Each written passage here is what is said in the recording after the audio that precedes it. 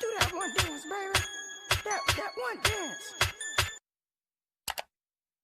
Halo, nama saya Mengdian Rizky dari Universitas Islam Negeri Sumatera Utara Medan, Fakultas Ilmu Tarbiyah dan Keguruan, jurusan Pendidikan Ilmu Pengetahuan. Presentasikan hasil critical book review saya guna memenuhi tugas mata kuliah kajian White Collar Crime dengan dosen pengampu Asrina Mardia, SHI, M.Hum.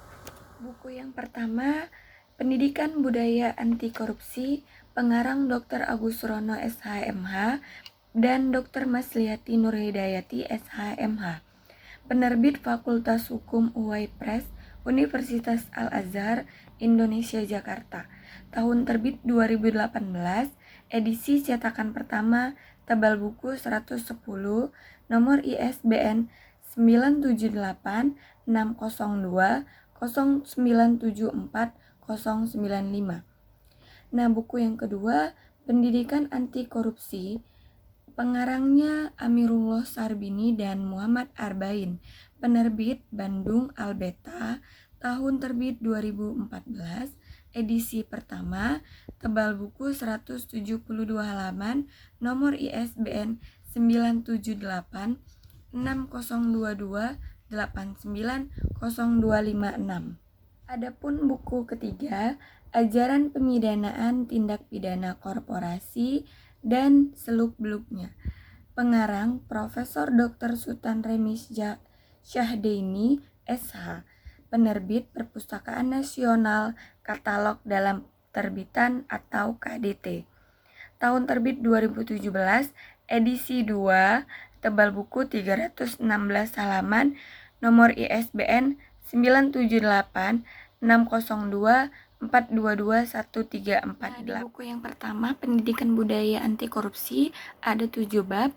Yang pertama dari bab 1, pendahuluan, bab kedua, tinjauan pustaka dan metode penelitian, bab 3, penanaman nilai-nilai kejujuran dan pendidikan, dan bab keempat, nilai-nilai anti korupsi dalam pendidikan. Yang kelima, strategi pemberantasan korupsi melalui budaya, dan yang keenam, pengaturan tentang budaya anti korupsi dan menurut hukum positif di Indonesia. Yang ketujuh, penutusan buku yang pertama, pentingnya penanaman nilai anti korupsi, di mana masalah pemberantasan korupsi di Indonesia merupakan salah satu program reformasi yang dicetuskan oleh para mahasiswa sejak tahun 1998 sebagai respon atas rejim pada waktu itu yang dianggap terdapat berbagai penyimpangan dalam berbagai bidang kehidupan berbangsa dan bernegara. Namun dalam kenyataannya, tindak pidana korupsi hingga saat ini dibuat telah membawa bencana terhadap kehidupan perekonomian nasional dan pada tatanan kehidupan berbangsa dan bernegara pada umumnya. Nah, upaya pemberantasan tindak pidana korupsi atau TPK ini dilakukan secara konvensional. Selama ini terbukti mengalami berbagai hambatan, sehingga perlu metode penegakan hukum secara luar biasa melalui pembentukan badan khusus dengan kewenangan luas, independen, serta batas dari kekuasaan manapun. Jadi TPK ini merupakan suatu kejahatan yang luar biasa atau extraordinary crime. Maka dalam upaya pemberantasan TPK, pelaksanaannya harus dilakukan secara optimal, intensif, efektif, profesional, serta berkesinambungan. Nah, di pemikiran inilah yang melandasi lahirnya Undang-Undang Nomor 30 Tahun 2002 tentang pembentukan Komisi Pemberantasan Korupsi atau KPK. Selama ini indikator korupsi yang digunakan di tingkat internasional adalah Indeks Persepsi Korupsi KPK atau IPK yang dikeluarkan tiap tahun oleh Transparency International. Skala IPK yang digunakan adalah 1 hingga 10, di mana semakin besar nilai IPK berarti semakin tidak korup suatu negara, sedemikian sebaliknya. Untuk tahun 2004, nilai IPK Indonesia sebesar 2,0 dan tahun 2005 sebesar 2,2. Indonesia sendiri menduduki ranking 137 negara terkorup di dunia.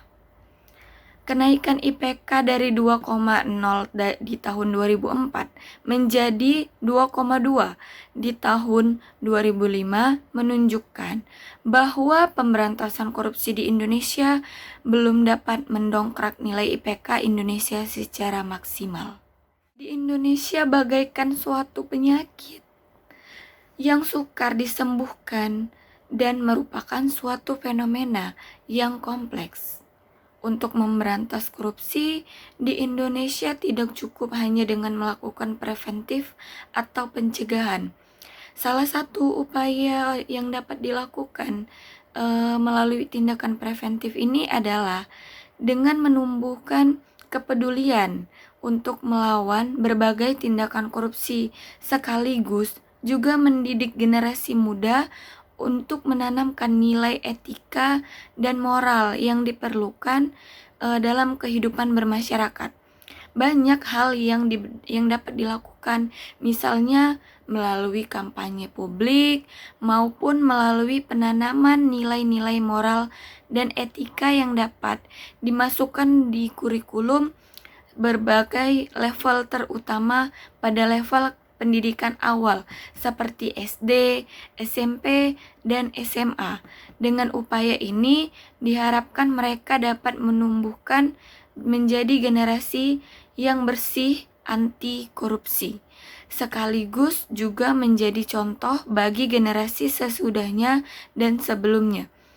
Kesadaran dan kepedulian masyarakat perlu ditumbuhkan melalui berbagai cara, antara lain dengan mencanangkan gerakan anti korupsi yang menandai komitmen berbagai elemen masyarakat dalam memberantas korupsi. Buku yang kedua dari pendidikan anti korupsi ada 6 bab.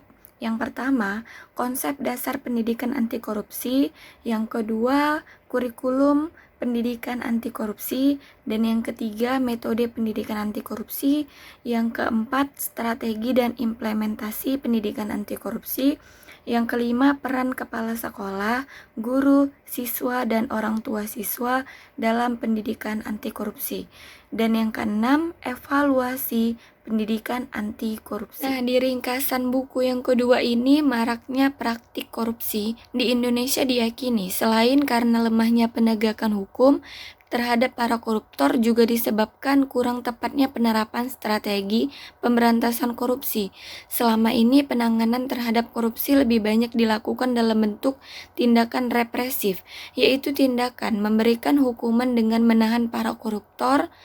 Tindakan ini dinilai oleh banyak kalangan kurang begitu efektif untuk memberantas korupsi.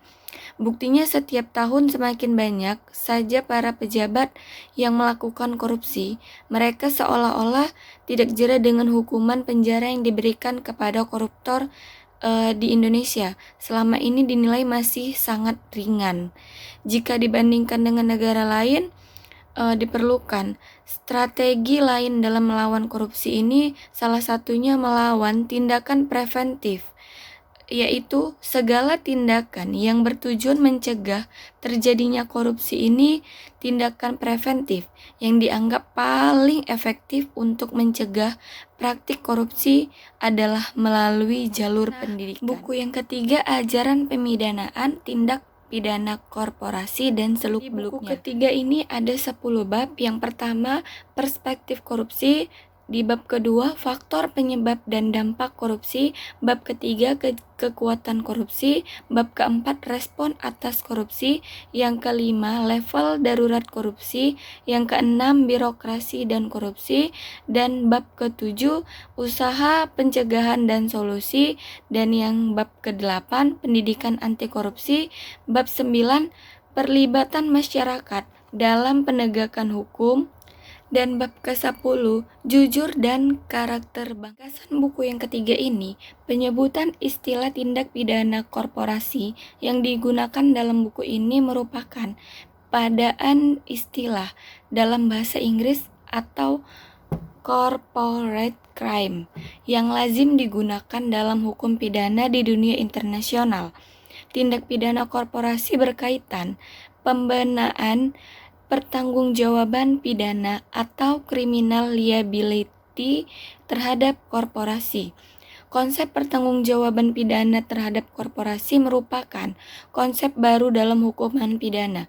Sebelum munculnya konsep ini, manusia saja yang merupakan subjek hukum pidana. Setelah berlakunya konsep pertanggungjawaban pidana korporasi dalam hukum pidana, maka menurut hukum pidana, selain manusia, juga korporasi merupakan subjek tindak pidana. Nah, di dalam buku ini diulas berbagai teori atau ajaran hukum pidana yang dipakai untuk dapat membenarkan pembebanan pertanggungjawaban pidana kepada korporasi. Ajaran tersebut adanya ajaran pertanggungjawaban mutlak atau Doctrine of Strict Liability. Yang kedua, ajaran pertanggungjawaban vicarious atau Doctrine of Vicarious Liability. Dan yang ketiga, ajaran identifikasi Doctrine of Identification. Yang keempat, ajaran delegasi atau Doctrine of Delegation. Dan yang kelima, ajaran agregasi atau Doctrine of Aggregation. Ajaran ini dapat dibaca di mana penulis Nah, itu tadi ringkasan buku dari buku yang pertama, kedua, dan ketiga. Nah, selanjutnya ada kemutahiran dan kekhasan buku, di mana kekhasan buku tersebut adanya ciri khas pada desain yang cukup menarik, kombinasi warna, dan juga gambar yang bagus. Adanya seseorang yang memberi uang, dan ada orang yang menadahkan tangan untuk menolaknya. Di mana buku tersebut juga menarik para pembaca untuk melihat buku ini dan desain warna yang bagus. Dan kemutahiran buku tersebut yang reviewer dapat dari buku ini terletak pada bab 5. Saya mengetahui bahwa adanya strategi pemberantasan korupsi ini melalui budaya. Gagalnya pendidikan agama dan etika ini ada benarnya pendapat Franz Magnus Suseno bahwa agama telah membendung moral bangsa dalam mencegah korupsi karena perilaku masyarakat yang memeluk agama hanya berkutat pada masalah bagaimana cara beribadah saja, sehingga agama nyaris tidak berfungsi memainkan peran sosial, di mana aspek budaya hukum inilah yang mempunyai peranan yang sangat penting dalam penegakan hukum pidana di Indonesia. Menurut Lawrence M. Friedman menjelaskan mengenai konsep budaya hukum, sikap manusia terhadap hukum dan sistem hukum, kepercayaan, nilai, pemikiran, serta harapannya. Dengan kata lain, budaya hukum adalah suasana pikiran sosial dan kekuatan sosial yang bagaimana hukum digunakan, dihindari, atau disalahgunakan tanpa adanya budaya atau kultur hukum, maka sistem hukum sendiri tak berdaya. Unsur budaya hukum ini mencakup opini-opini, kebiasaan, cara berpikir, dan cara bertindak, baik kepemimpinan, dalam hal ini presiden, pejabat penyelenggaraan negara, pejabat aparatur negara, maupun dari aparat penegak hukum harus memberi tauladan untuk tidak melanggar aturan hukum seperti melakukan tindak pidana korupsi, maka budaya hukum akan mendapat bantuan mengurangi tindak pidana korupsi. Saya Megnian Rizky dari Universitas Islam Negeri Sumatera Utara Medan, Fakultas Ilmu Tarbiyah dan Keguruan, jurusan Pendidikan Ilmu Pengetahuan Sosial 2. Baiklah, di video kali ini saya ingin mempresentasikan hasil critical book review saya guna memenuhi tugas mata kuliah kajian White Collar Crime dengan dosen pengampu Asrina Mardia SHI M.Hum. Buku yang pertama, Pendidikan Budaya Anti Korupsi, pengarang Dr. Agus Rono SHMH dan Dr. Masliati Nurhidayati SHMH. Penerbit Fakultas Hukum UAI Press, Universitas Al-Azhar, Indonesia, Jakarta. Tahun terbit 2018, edisi cetakan pertama, tebal buku 110, nomor ISBN 978 602 0974 095. Nah, buku yang kedua, Pendidikan Anti Korupsi, pengarangnya Amirullah Sarbini dan Muhammad Arbain. Penerbit Bandung Albeta, tahun terbit 2014, edisi pertama, tebal buku 172 halaman, nomor ISBN 978 6022 8900256. Adapun buku ketiga, Ajaran Pemidanaan Tindak Pidana Korporasi dan Seluk-Beluknya, pengarang Profesor Dr. Sultan Remis Syahdeini SH, penerbit Perpustakaan Nasional Katalog dalam Terbitan atau KDT. Tahun terbit 2017, edisi 2, tebal buku 316 halaman, nomor ISBN 978 602 422 1348. Nah, di buku yang pertama, Pendidikan Budaya Anti Korupsi, ada 7 bab. Yang pertama dari bab 1, pendahuluan, bab kedua, tinjauan pustaka dan metode penelitian, bab 3, penanaman nilai-nilai kejujuran dan pendidikan, dan bab keempat, nilai-nilai anti korupsi dalam pendidikan. Yang kelima, strategi pemberantasan korupsi melalui budaya, dan yang keenam, pengaturan tentang budaya anti korupsi dan menurut hukum positif di Indonesia. Yang ketujuh, penutup. Nah, di ringkasan buku yang pertama, pentingnya penanaman nilai anti korupsi, di mana masalah pemberantasan korupsi di Indonesia merupakan salah satu program reformasi yang dicetuskan oleh para mahasiswa sejak tahun 1998 sebagai respon atas rejim pada waktu itu yang dianggap terdapat berbagai penyimpangan dalam berbagai bidang kehidupan, berbangsa dan bernegara. Namun dalam kenyataannya, tindak pidana korupsi hingga saat ini dibuat telah membawa bencana terhadap kehidupan perekonomian nasional dan pada tatanan kehidupan berbangsa dan bernegara pada umumnya.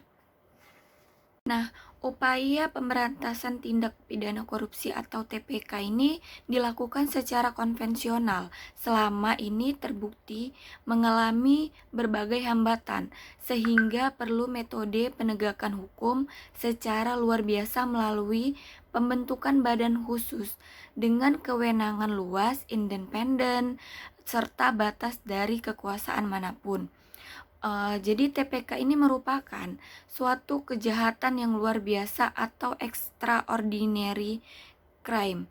Maka dalam upaya pemberantasan TPK, pelaksanaannya harus dilakukan secara optimal, intensif, efektif, profesional, serta berkesinambungan. Nah, di pemikiran inilah yang melandasi lahirnya Undang-Undang Nomor 30 Tahun 2002 tentang pembentukan Komisi Pemberantasan Korupsi atau KPK. Selama ini indikator korupsi yang digunakan di tingkat internasional adalah Indeks Persepsi Korupsi KPK atau IPK yang dikeluarkan tiap tahun oleh Transparency International. Skala IPK yang digunakan adalah 1 hingga 10, di mana semakin besar nilai IPK berarti semakin tidak korup suatu negara, sedemikian sebaliknya. Untuk tahun 2004 nilai IPK Indonesia sebesar 2,0 dan tahun 2005 sebesar 2,2.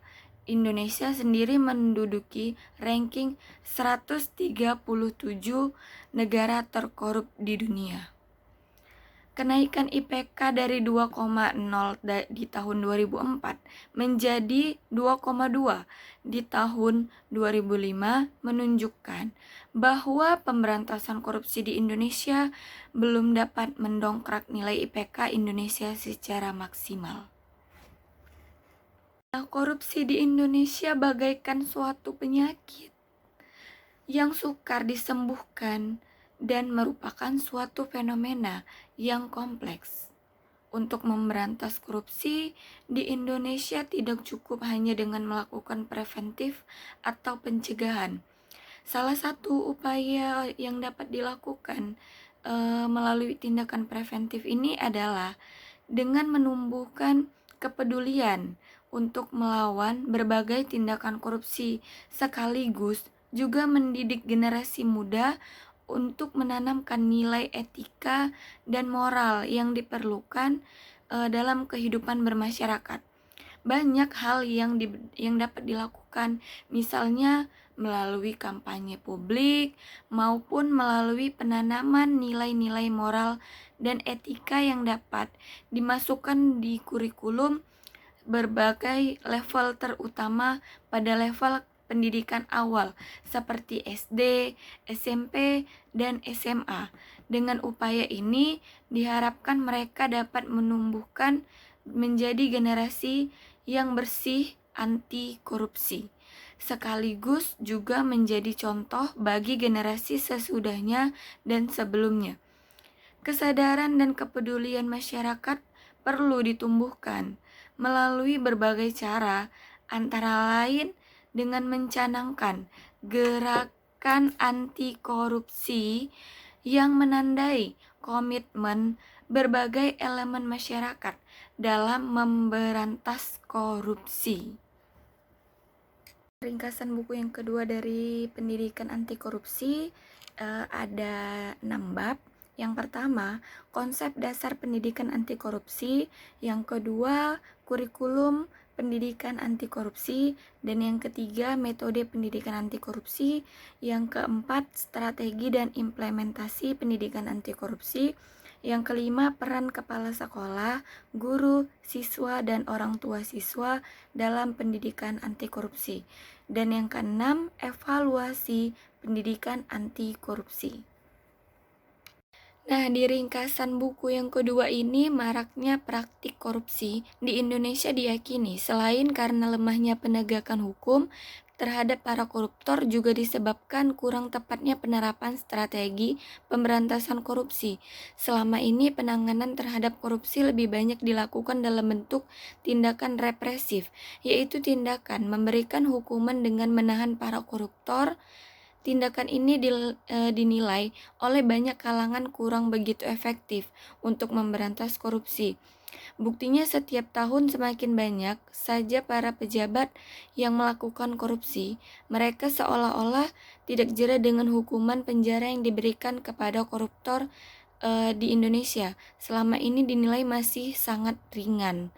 Jika dibandingkan dengan negara lain, diperlukan strategi lain dalam melawan korupsi ini, salah satunya melawan tindakan preventif, yaitu segala tindakan yang bertujuan mencegah terjadinya korupsi ini tindakan preventif yang dianggap paling efektif untuk mencegah praktik korupsi adalah melalui jalur pendidikan. Terima kasih. Nah, buku yang ketiga, Ajaran Pemidanaan Tindak Pidana Korporasi dan Seluk-Beluknya. Di buku ketiga ini ada 10 bab. Yang pertama, perspektif korupsi. Di bab kedua, faktor penyebab dan dampak korupsi. Bab ketiga, kekuatan korupsi. Bab keempat, respon atas korupsi. Yang kelima, level darurat korupsi. Yang keenam, birokrasi dan korupsi. Dan bab ketujuh, usaha pencegahan dan solusi. Dan yang bab kedelapan, pendidikan anti korupsi. Bab 9, perlibatan masyarakat dalam penegakan hukum, dan bab ke-10, jujur dan karakter bangsa. Nah, di ringkasan buku yang ketiga ini, penyebutan istilah tindak pidana korporasi yang digunakan dalam buku ini merupakan padaan istilah dalam bahasa Inggris atau corporate crime yang lazim digunakan dalam hukum pidana di dunia internasional. Tindak pidana korporasi berkaitan pembenaan pertanggungjawaban pidana atau criminal liability terhadap korporasi. Konsep pertanggungjawaban pidana terhadap korporasi merupakan konsep baru dalam hukuman pidana. Sebelum munculnya konsep ini, manusia saja yang merupakan subjek hukum pidana.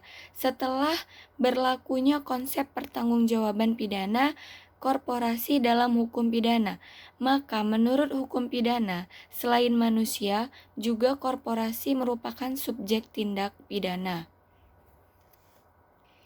Nah, di dalam buku ini diulas berbagai teori atau ajaran hukum pidana yang dipakai untuk dapat membenarkan pembebanan pertanggungjawaban pidana kepada korporasi. Ajaran tersebut adanya ajaran pertanggungjawaban mutlak atau Doctrine of Strict Liability. Yang kedua, ajaran pertanggungjawaban vicarious atau Doctrine of Vicarious Liability, dan yang ketiga ajaran identifikasi Doctrine of Identification.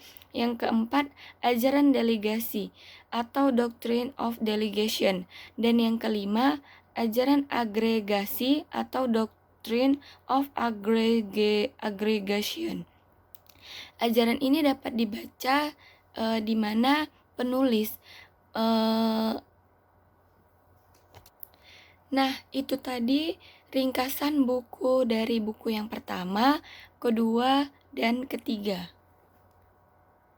Nah, selanjutnya ada kemutahiran dan kekhasan buku, di mana kekhasan buku tersebut adanya ciri khas pada desain yang cukup menarik, kombinasi warna, dan juga gambar yang bagus. Adanya seseorang yang memberi uang, dan ada orang yang menadahkan tangan untuk menolaknya, di mana buku tersebut juga menarik para pembaca untuk melihat buku ini dan desain warna yang bagus. Dan kemutahiran buku tersebut yang reviewer dapat dari buku ini terletak pada bab 5. Saya mengetahui bahwa adanya strategi pemberantasan korupsi ini melalui budaya. Gagalnya pendidikan agama dan etika ini ada benarnya pendapat Franz Magnus Suseno bahwa agama telah membendung moral bangsa dalam mencegah korupsi karena perilaku masyarakat yang memeluk agama hanya berkutat pada masalah bagaimana cara beribadah saja, sehingga agama nyaris tidak berfungsi memainkan peran sosial, di mana aspek budaya hukum inilah yang mempunyai peranan yang sangat penting dalam penegakan hukum pidana di Indonesia. Menurut Lawrence M. Friedman menjelaskan mengenai konsep budaya hukum, sikap manusia terhadap hukum dan sistem hukum, kepercayaan, nilai, pemikiran, serta harapannya. Dengan kata lain, budaya hukum adalah suasana pikiran sosial dan kekuatan sosial yang bagaimana hukum digunakan, dihindari, atau disalahgunakan tanpa adanya budaya atau kultur hukum, maka sistem hukum sendiri tak berdaya. Unsur budaya hukum ini mencakup opini-opini, kebiasaan, cara berpikir, dan cara bertindak, baik kepemimpinan, dalam hal ini presiden, pejabat penyelenggaraan negara, pejabat aparatur negara, maupun dari aparat penegak hukum harus memberi tauladan untuk tidak melanggar aturan hukum seperti melakukan tindak pidana korupsi, maka budaya hukum akan mendapat bantuan mengurangi tindak pidana korupsi. Nah, selanjutnya ada pun kelebihan dari buku pertama, kedua, dan ketiga ini. sudah sangat baik dalam memaparkan materi-materi di dalam buku tersebut, di mana pada bagian pendahuluan juga menghantarkan pembaca langsung ke isi buku dan memaparkan body note maupun footnote. Nah, di buku kedua, kemutahiran dan kekhasan buku itu di mana kekhasan buku tersebut adanya gambar badan seseorang itu memakai dasi dan memakai kemeja serta memakai jas. Lalu ada KPK yang ingin menangkap koruptor tersebut dan sehingga buku tersebut menarik pembaca dan di mana pendahuluan tersebut juga sudah masuk ke isi buku. Dan kemutahiran buku ini di mana dalam Undang-Undang Pemberantasan Tindak Pidana Korupsi Nomor 31 Tahun 1999 Pasal 2 Ayat 1, korupsi diartikan dengan tindakan memperkaya diri sendiri, memperkaya orang lain, dan memperkaya korporasi dengan cara melawan hukum dan merugikan keuangan negara atau perekonomian negara. Sementara itu pada ayat 3 undang-undang tersebut dijelaskan lebih lanjut bahwa setiap perbuatan yang terdiri dari penyalahgunaan sarana yang ada karena jabatan dan kedudukan yang merugikan keuangan negara dan perekonomian negara juga termasuk korupsi. Itu dari buku yang kedua. Selanjutnya buku ketiga, kemutahiran dan kekhasan buku itu ajaran pemidanaan tindak pidana korporasi dan seluk-beluknya sangat menarik pembaca karena di dalam buku ketiga ini adanya sebuah gedung yang mulai runtuh karena akibat koruptor tersebut dan ada seseorang koruptor yang memasukkan uangnya ke dalam kantongnya. Sehingga juga menarik para pembaca untuk membaca buku tersebut dan pendahuluannya juga sudah menarik pembaca ke dalam isi buku. Di mana sampul buku tersebut sangat menarik dan adanya kata-kata atau kalimat bahasa Inggris dari Abraham Lincoln tahun 1864. Dan juga ada Anita Roddick di dalam sampul buku di cover buku tersebut.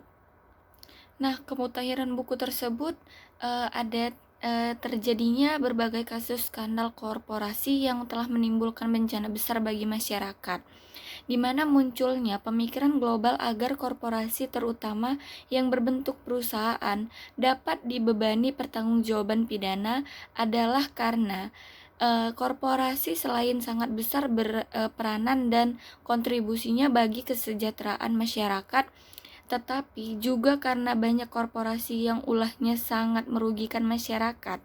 Berbagai bentuk petaka yang dapat ditimbulkan oleh ulah negatif perusahaan, malapetaka yang disebabkan oleh ulah negatif korporasi bukan saja menimbulkan kerugian finansial dan material, tetapi juga dapat mengakibatkan kematian banyak orang. Berkenaan dengan pemikiran untuk dapat membebankan juga pertanggungjawaban pidana kepada korporasi di samping kepada personel pengendali korporasi yang merupakan pelakukan yang sesungguhnya dari tindak pidana yang dituduhkan, maka timbul masalah-masalah yang sangat mendasar. Nah, selanjutnya kelebihan dari buku pertama, kedua, dan ketiga itu sudah sangat baik dalam memaparkan materi-materi di mana buku pada bagian pendahuluan mengantarkan ke pembaca kepada keisi buku dan memaparkan body note maupun footnote serta penjelasan undang-undang yang terdapat di dalam adanya korupsi, KUHP, dan pemberantas korupsi juga. Terima kasih. Nah, selanjutnya ada pun kelebihan dari buku pertama, kedua, dan ketiga ini. sudah sangat baik dalam memaparkan materi-materi di dalam buku tersebut, di mana pada bagian pendahuluan juga menghantarkan pembaca langsung ke isi buku dan memaparkan body note maupun footnote. Nah, di buku kedua, Kemutahiran dan Kekhasan Buku itu di mana kekhasan buku tersebut adanya gambar badan seseorang itu memakai dasi dan memakai kemeja serta memakai jas. Lalu ada KPK yang ingin menangkap koruptor tersebut dan sehingga buku tersebut menarik pembaca dan di mana pendahuluan tersebut juga sudah masuk ke isi buku. Dan kemutahiran buku ini di mana dalam Undang-Undang Pemberantasan Tindak Pidana Korupsi Nomor 31 Tahun 1999 Pasal 2 Ayat 1, korupsi diartikan dengan tindakan memperkaya diri sendiri, memperkaya orang lain, dan memperkaya korporasi dengan cara melawan hukum dan merugikan keuangan negara atau perekonomian negara. Sementara itu pada ayat 3 undang-undang tersebut dijelaskan lebih lanjut bahwa setiap perbuatan yang terdiri dari penyalahgunaan sarana yang ada karena jabatan dan kedudukan yang merugikan keuangan negara dan perekonomian negara juga termasuk korupsi. Itu dari buku yang kedua. Buku ketiga, Kemutahiran dan Kekhasan Buku itu ajaran pemidanaan tindak pidana korporasi dan seluk-beluknya sangat menarik pembaca karena di dalam buku ketiga ini adanya sebuah gedung yang mulai runtuh karena akibat koruptor tersebut dan ada seseorang koruptor yang memasukkan uangnya ke dalam kantongnya. Sehingga juga menarik para pembaca untuk membaca buku tersebut dan pendahuluannya juga sudah menarik pembaca ke dalam isi buku. Di mana sampul buku tersebut sangat menarik dan adanya kata-kata atau kalimat bahasa Inggris dari Abraham Lincoln tahun 1864. Dan juga ada Anita Roddick di dalam sampul buku di cover buku tersebut. Nah, kemutahiran buku tersebut ada terjadinya berbagai kasus skandal korporasi yang telah menimbulkan bencana besar bagi masyarakat, di mana munculnya pemikiran global agar korporasi terutama yang berbentuk perusahaan dapat dibebani pertanggungjawaban pidana adalah karena korporasi selain sangat besar berperanan dan kontribusinya bagi kesejahteraan masyarakat, tetapi juga karena banyak korporasi yang ulahnya sangat merugikan masyarakat. Berbagai bentuk petaka yang dapat ditimbulkan oleh ulah negatif perusahaan, malapetaka yang disebabkan oleh ulah negatif korporasi bukan saja menimbulkan kerugian finansial dan material, tetapi juga dapat mengakibatkan kematian banyak orang. Berkenaan dengan pemikiran untuk dapat membebankan juga pertanggungjawaban pidana kepada korporasi di samping kepada personel pengendali korporasi yang merupakan pelakukan yang sesungguhnya dari tindak pidana yang dituduhkan, maka timbul masalah-masalah yang sangat mendasar. Selanjutnya, kelebihan dari buku pertama, kedua, dan ketiga itu sudah sangat baik dalam memaparkan materi-materi, di mana buku pada bagian pendahuluan mengantarkan ke pembaca kepada keisi buku dan memaparkan body note maupun footnote serta penjelasan undang-undang yang terdapat di dalam adanya korupsi, KUHP, dan pemberantas korupsi juga. Saya ingin membahas tentang rekomendasi. Di sini saya merekomendasikan ketiga buku yang sudah saya review buat pegangan atau pedoman mahasiswa yang mempelajari tentang kejahatan white collar crime, khususnya kejahatan korporasi, korupsi, untuk buku dengan judul Pertanggungjawaban Kejahatan korporasi dan kejahatan pendidikan anti korupsi. Saya sangat merekomendasikan 3 buku ini untuk bahan ajar atau referensi, karena ketiga buku ini memfokuskan mengumpas tuntas tentang apa itu kejahatan korporasi dan korupsi. Selanjutnya, adapun kesimpulan dari ketiga buku tersebut, dapat disimpulkan bahwa kelemahan ataupun kelebihan yang terdapat dalam buku ini tidak mengurangi substansi dari pesan yang akan disampaikan penulis di dalam buku tersebut. Menurut saya, buku ini cocok digunakan bagi mahasiswa dan khalayak umum untuk menjadi sebuah referensi dan menjadi sumber ilmu yang bermanfaat.